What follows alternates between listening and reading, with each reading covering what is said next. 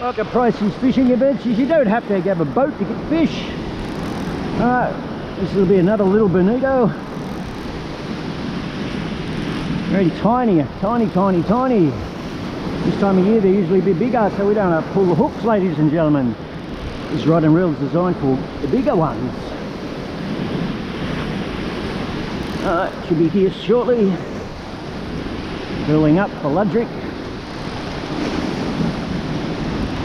There he is.